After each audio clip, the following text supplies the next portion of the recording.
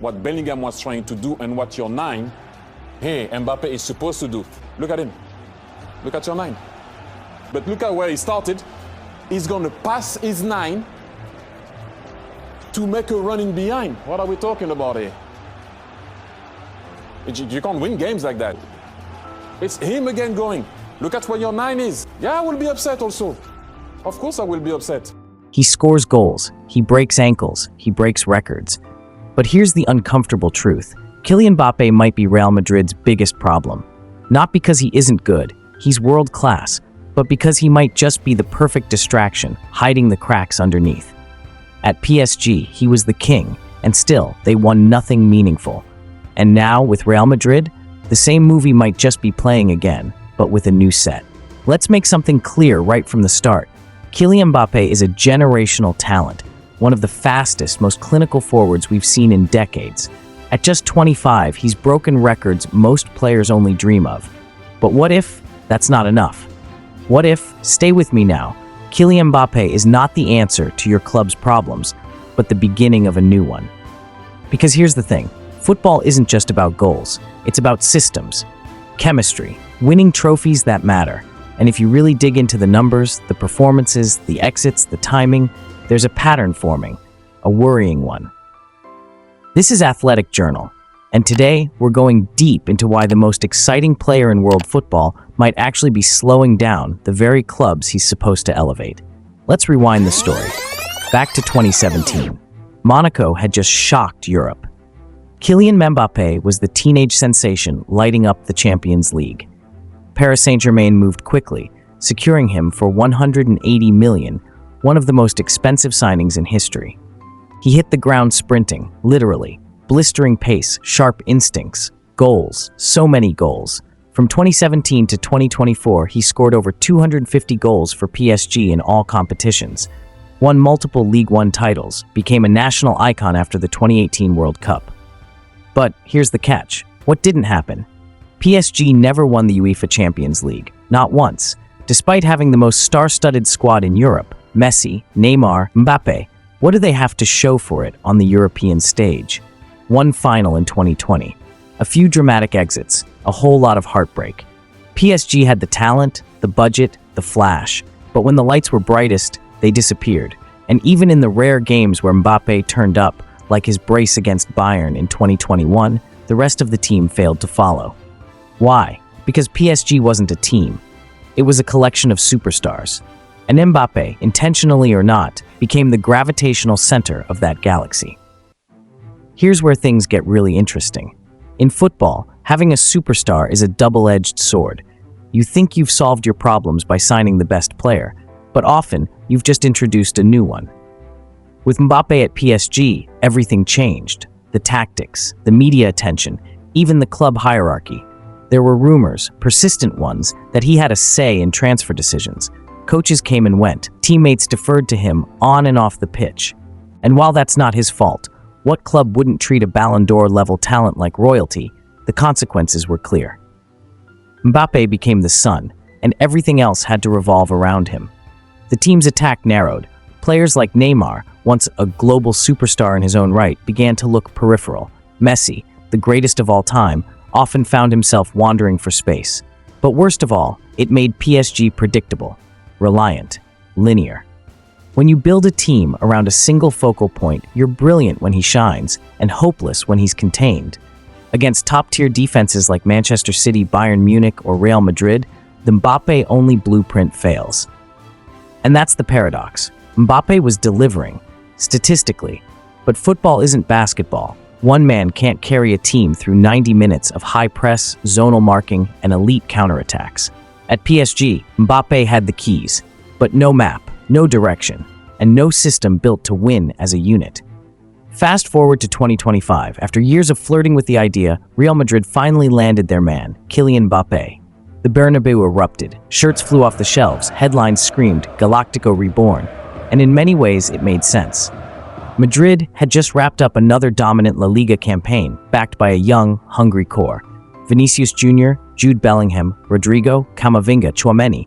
Add Mbappé to that mix, it looked unstoppable on paper. But football isn't played on paper, and that's where the story takes a turn. Because when Mbappé walked into that dressing room, he didn't just join a team, he became the team, again. Right from kickoff, everything started shifting. Vinicius Jr., who had been Madrid's undisputed left-wing king, began drifting more centrally, sometimes awkwardly.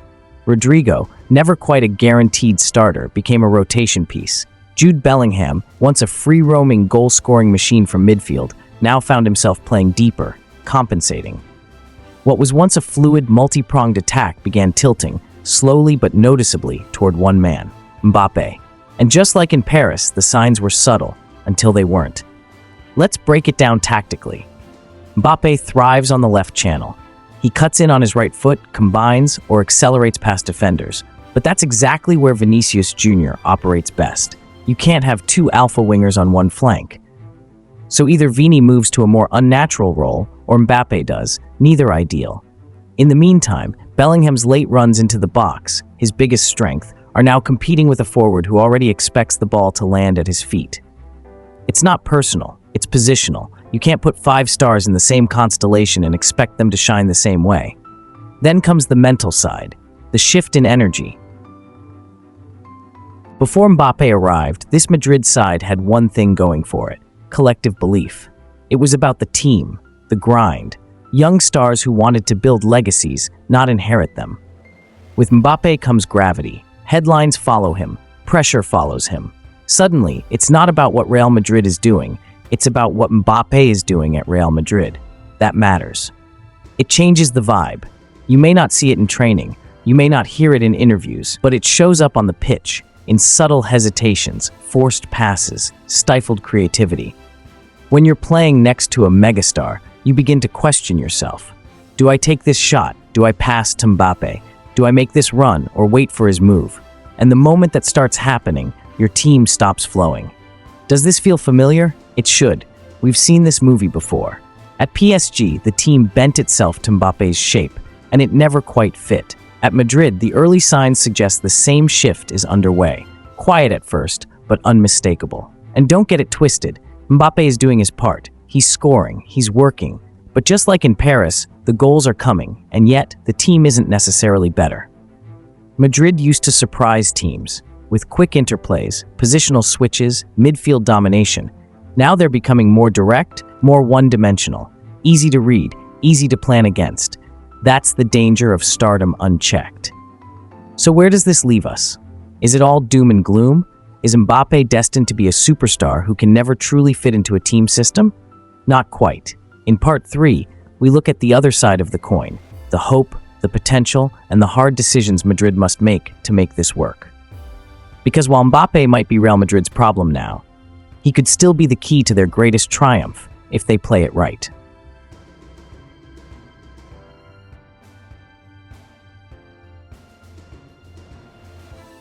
We've made a bold case so far that Kylian Mbappé, despite his talent, might be more of a problem than a solution at Real Madrid. But before you click away thinking it's all doom and gloom, take a breath. Because this isn't a hit piece. This is about truth. And truth always has two sides. Let's get one thing straight. Mbappé isn't selfish. He's not toxic. He's not lazy. In fact, few players show his level of professionalism, ambition, and consistency. He's already a World Cup winner. He could retire tomorrow and go down as one of the greatest to ever play. And let's be honest, he didn't ask for PSG or Madrid to bend their systems around him.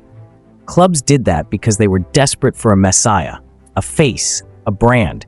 They built temples. He just walked in. Mbappé isn't a villain, but that's exactly why this is such a dangerous story, because the threat he poses is invisible.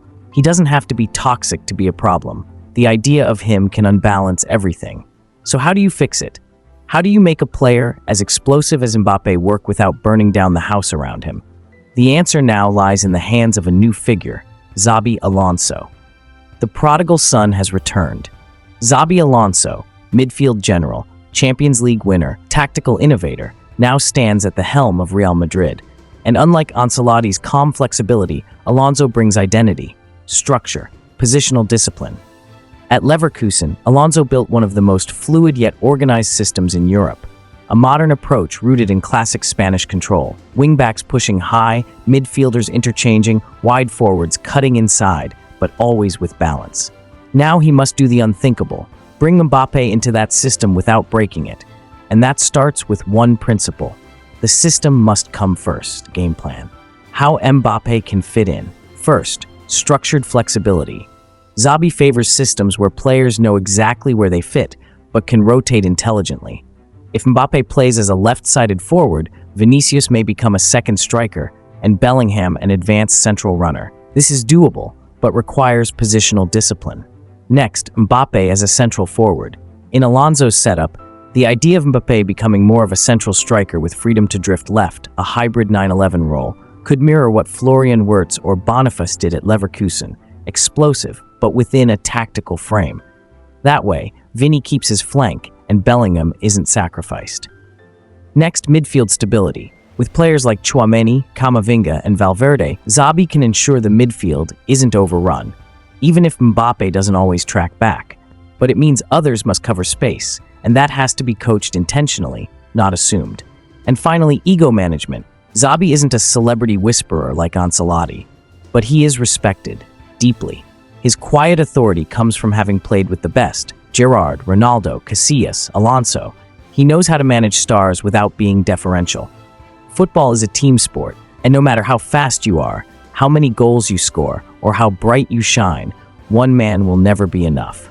Mbappé is lightning in human form, but lightning alone doesn't win wars. Armies do, tactics do, teams do. In many ways, Mbappé is Xabi Alonso's first great test as Real Madrid's manager. Because it's not just about winning, it's about doing it without losing the team's soul. If Xabi can integrate Mbappé into a balanced, modern system, if he can avoid the trap of making it all about one man, then Madrid could become truly terrifying. But if even Xabi Alonso, with all his discipline and clarity, begins bending the team around Mbappé's orbit, then the PSG cycle begins again. Different crest, same story. This is Athletic Journal, and if you enjoyed this story, hit like, subscribe, and let us know what you think. The debate starts now.